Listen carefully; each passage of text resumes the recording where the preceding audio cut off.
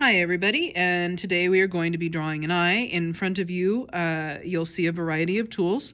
These are what I'm going to be using for that. The ones that are most necessary is your pencil, possibly an eraser, and a stump. I also have the additional Q-tip and a kneaded rubber eraser. The Q-tip is just in case you don't have a stump available.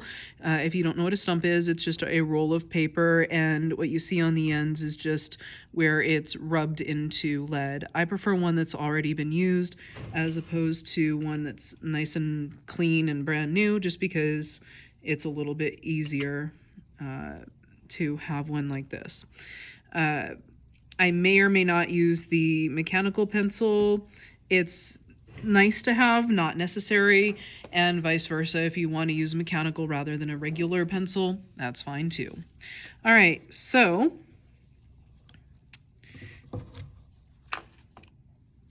okay.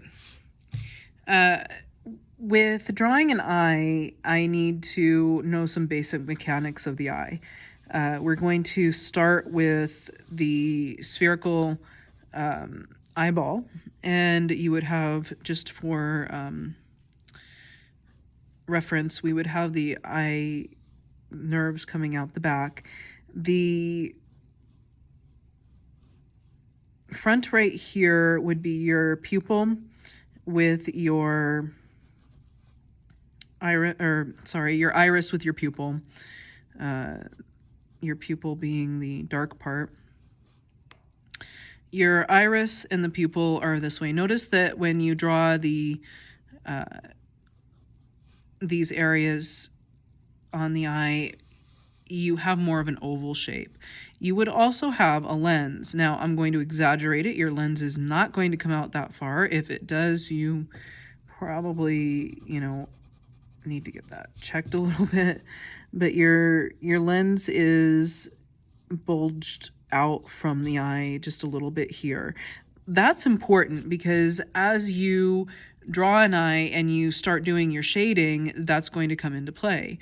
When you're drawing the eye here, the lid would go over the top. Now, I did a little curve here, and this would come over on the bottom. If the eye was more open, this one's slightly closed looking. You would have something like that. The crease would be here, and if somebody did have a hooded lid, you might have something come over the top a little bit more. You also will have the creases right down here as well, and then the cheek. This goes up into this area, will go up into the eyebrow. Okay, so that's your basic from the side. I'm not going to be concentrating too much on this one today, but just to kind of give you an idea about the layout. What I will be looking at with you is the front of the eye. Now, I don't always start with a circle, but considering that your eye is more of a spherical shape, it's a good idea. And I put kind of this football shape over the top. Where your apex, the highest point of the eye, is, you can change that around depending on the person. So that may be in the center, it may be slightly off to the center like this one. That's completely up to you. This will overlap the edge where the circle is and then come down and around. And again, you can adjust that depending on your person. This corner right here and over here, that's where that protective bit is in your eye naturally. Also, you have what some people call the waterline, but it's this thicker area right here because your eye is not flat. The flesh around it is not flat. The lid, it has dimension to it. It's not just like a piece of paper thin. So you will have this area here. You can do different things with that. It's also like that up on the top, but if the eye is slightly facing down or such, it's not going to be seen. If your eye is facing up, you'll see that, and then you won't see it down here on the bottom. So again, that depends on what you're drawing and how you're drawing it. So I'm going to just go ahead and make my eye crease right here, just for reference. And I'm going to start with my circle. Now, that's not really a circle. You want to make sure you keep this in as close to round as possible. And when you're drawing the eye, you don't want to make it giant and fill up the entire space here, unless it's an animal or you're drawing some kind of cartoon character. Okay, at this point, I'm going to leave this extra in. Obviously, if your eye is not see-through, you're not going to see this part where your iris is. But I want to leave that in for our reference for right now. All right, so I'm going to clean this up just a little bit right around my edges. Take my kneaded rubber eraser and just clean up just a little bit around here. I'm not going to take the lines completely out. I don't know if you'll be able to still see them too well, but I'm going to leave them in there just a little bit. And I'm sorry, I think that probably wiggled my camera.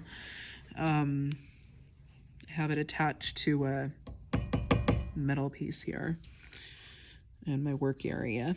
All right, so here I want to leave an area that's going to shine, and I'm specifically choosing this spot right here where it's between the dark and the colored section. So we have the pupil, and I'm going to color that in nice and dark. And if I go out of the circle a little bit, that's fine. I'm just going to go ahead and enlarge the whole thing by a little bit. And I'm going to avoid that area that will become my reflection. I can put anything in here. I can put a window, I can put somebody walking through a door, whatever that reflection may be. And I realize that this is a little bit high up. I'm going to adjust my eye because I did draw the rest of that so dark. So I want to just make sure I make an adjustment with my eye before I get too far along and can't do so. Here we go. That's better. A little bit more even. If this were to continue up here, that would be nice in the center now. Pretty close anyway. And actually, I kind of like this little area right here, so I'm going to leave that. And I'm just going to color it in just a little bit. Make it kind of shiny looking there. All right, so this person is looking in such a way that their eye is up a bit. I think I'm going to bring this up just a little bit as well on the bottom here, just because I like that spacing a bit better. There we go. Yeah. All right. So things like that can be adjusted depending on what you want, artistic license and such. Now, if you're looking at a real person, please look at the real person. All right, so I'm darkening this line because there would be a shadow here anyway, and I'm going to go back on that in a minute here. All right, so at this point, what I don't want to do is take my eye and do bicycle spokes. You're not a bicycle. Well, the eye does go around in that direction. It's not going to look like a bicycle per se, okay, or a sunflower direction or whatever. I am darkening up my outside edge a little bit. We do tend to have this ring around our eye. Everybody's different, but a lot of people have this where it's slightly darker around the outside, which is handy when you are drawing because it will cover up a lot of flaws. All right, so I am going to start making some lines that are coming out from here in a rounded, almost bicycle fashion, but I might have some that are bigger and smaller and kind of almost scribbling, almost like a zigzag, okay, all around here, but not the whole thing connected. And I'm going to continue bringing that out. And I'm not doing a hyper realistic eye. I'm just giving a good idea of what this would look like. If I was doing hyper realistic, I would have a reference sitting here as well and be drawing from reference and getting some real specifics in. So this is just pretty basic stuff. I might add in some random flecks. And again, checking in with my roundness here. And if this is too jarring to have this line so thick on the outside, you may just want to bring that in a little bit and soften it up. Okay, good. All right, and at this point, for time's sake, I'm going to move on to using a stump. And again, remember we said that this was important. Okay, so I'm going to lighten this up quite a bit, but I'm going to make sure I know where that is. Okay, so I keep that in mind here. As I'm using my stump, I want to kind of leave a highlight in that area. And how do I do that? I just simply don't color as much there. That's it. Just don't color so much. And around the bottom, where it's going to be highlighted most in this area, I just don't color so much there. Pretty simple. Just don't do as much. And I'm not pressing super hard or anything with this. I'm just pressing a medium amount. You may see me switching this around from one side to the other. It's just maybe one side has the amount of lead on it already that I want. I'm also going to shade in here and in the corners and right along this top area here. Okay. And that gives it kind of just a little bit more realism. Okay. Where if you're not forgetting to shade the actual eye itself, it's a little bit more realistic. Okay, so what I need to do now is I've blended so much here that I've lost some of my sharpness. So I'm going to go back and add some of this here. Okay, and then just bring some of that back. And you can see that kind of popped this. I'm not going to add the eyelashes until close to the end, because if I do that, when I go to blend or anything like I just did, I'm going to lose that eyelash almost completely. Maybe not completely, but pretty close. All right, so one of the other things I want to do is maybe just put a couple lines in here. And these lines would be reflections of eyelashes. So I'm going to just put a few of them. Okay. Now, when we're doing the eyelashes, I want to make sure that I do not go from in this line right here. I go from above. So, and it's kind of a curved shape, and if I want to make longer ones, I can. It doesn't really matter what I do there. I can make this curved shape. And you can make eyelashes in a few different ways. You can do straight down or you can do curved. Either way is fine. Just depends on what you're doing. And I tend to make these a little bit shorter just because I'm used to working a little bit smaller than this one. But so I need to make them a little bit bigger to be proportionate. And again, just keep bringing those around. So what I'm doing is, as I'm moving, I'm just making sure, maybe a few more lashes in the reflection too. I'm just making sure to keep bringing that curved, and it's from above, not from inside. So once again, I'm just continuing that. Now we may have some lashes that overlap. Lashes are not perfect. You may have some that clump together if somebody's wearing mascara. Maybe they just clump together even if they're not wearing mascara. So you want to think about what that looks like.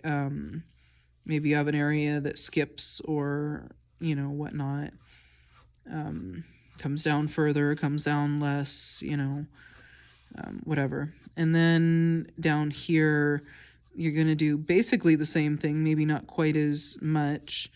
Got kind of a stray line going there, but bring that here. Again, some of them may clump together. So you've got to look at that and see what it ends up being for you, for your drawing. Okay, and once again, I'm going to go in here and shade in this corner. Just bring that out a little bit. Highlight, or not really highlight, shadow this corner right in here. Maybe, and this is where I'm going to switch to my mechanical pencil. I could have for the eyelashes as well. But I'm going to bring this line in just a little bit. Mechanical pencil is easier for that. You don't have to use it, but definitely if you choose to, it does sometimes make things easier. Having the choice is nice, not having to do one or the other. And there we go. Kind of missed a spot there. All right, so this is kind of a large area here. Usually we're not quite as big in the corner, so I'm going to just